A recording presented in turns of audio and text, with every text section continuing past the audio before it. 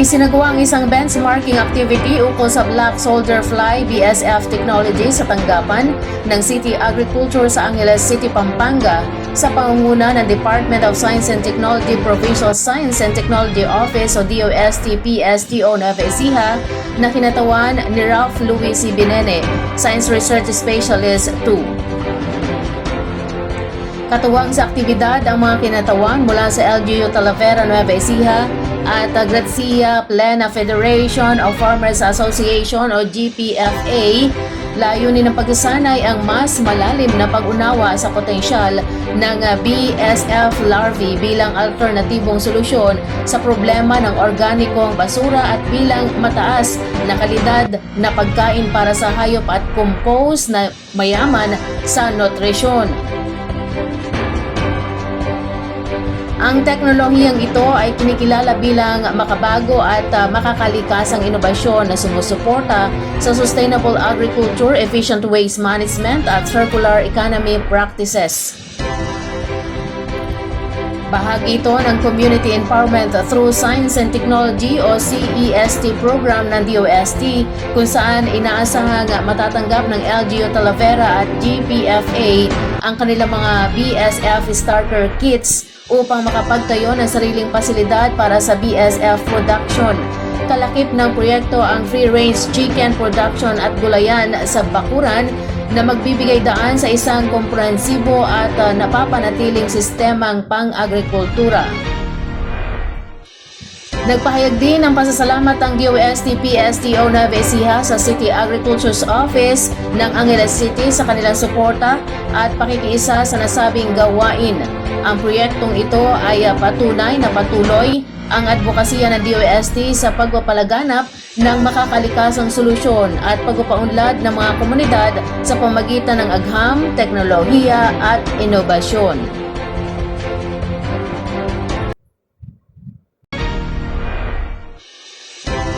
Layuning masiguro na ang proyekto ay naaayon sa naaprobahang plano at espesipikasyon. Nagsagawa ang Locally Funded Project o LFP team ng DILG Nueva Ecija ng pagkilatis sa ginagawang proyektong Construction of Teen Center sa Barangay Palo Maria, Bungabo, Nueva Ecija noong June 27. Ang proyekto na may kabuuang lawak na 46 na metro kwadrado ay inaasang maging isang eksklusibong pasilidad na tutugon sa mga pangailangan ng mga kabataan na may kinalaman sa mental at pisikal na kalusugan. Naisakatuparan ng proyekto sa pamagitan ng pinagsamang 1,153,000 pesos na insentibong nakamit ng munisipalidad mula sa pagpasa sa Seal of Good Local Governance ng taong 2024 at ang karagdagang pondo na 500,000 pesos mula sa lokal na pamahalaan ng nasabing bayan. Kinilala bilang isang prestiyosong parangal at programa ng pagkilala ang Seal of Good Local Governance o SGLG ay inilunsad ng Department of the Interior and Local Government o DILG upang itaas ang antas ng pamamahala at serbisyong pampubliko sa mga lokal na pamahalaan sa buong bansa. Ang SGLG ay nagsisilbing patunay ng pangako ng isang local government unit o LGU sa mabuting pamamahala, katapatan at pananagutan sa paglilingkod sa mamamayan. Isinasa ilalim sa masusing pagsusuri ang mga LGU sa iba't ibang aspeto ng pamumuno at serbisyong panlipunan. Kabilang sa mga sinusuring larangan ay ang financial administration, kahandaan sa sakuna, proteksyong panlipunan, kalusugan at pangalaga sa kalikasan. Sa pamagitan nito, hinihikayat ang mga LGU na paigtingin ang kanilang mga programa at sistema ang tumutugon sa pangailangan ng kanilang mga nasasakupan. Layunin ng SGLG na hindi lamang kilalanin ang mahusay na pamahalaan, kundi itulak ang patuloy na pag-unlad, integridad at pagbibigay ng serbisyong may malasakit sa bawat Pilipino.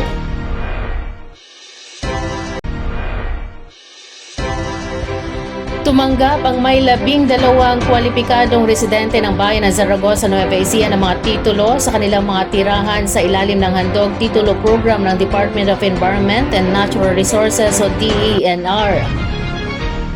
Ang nasabing mga titulo na sumasaklaw sa kabuang 600 metro kwadrado ay ipinamahagi sa pamagitan ng Community Environment and Natural Resources Office o CENRO ng Science City of Muñoz, katuwang ang lokal na pamahalaan ng Zaragoza.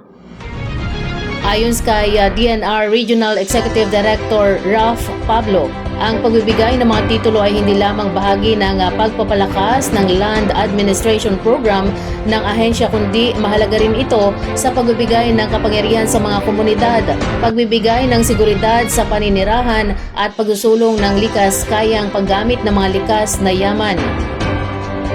Sinabi ni Pablo na ang Handog Titulo Program ay naglalayong hikayatin ang mga mamamayan na maging responsable sa pangangalaga ng lupa. Sa ganitong paraan, mapapawasan ang mga ilegal na pananakop at masusuportahan ang makatao at pangmatagalang pag-unlad.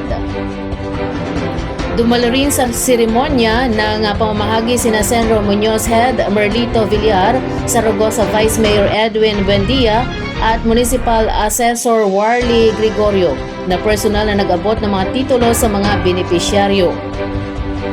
Ang Handog Titulo Program ay isang patuloy na inisyatibo ng DNR na naglalayong pabilisin ang proseso ng pagbibigay ng titulo ng lupa sa mga kwalipikadong individual bilang bahagi ng pagsusulong ng katarungang panlipunan, pagbawas ng kahirapan at pagtulong sa pag-unlad ng ekonomiya.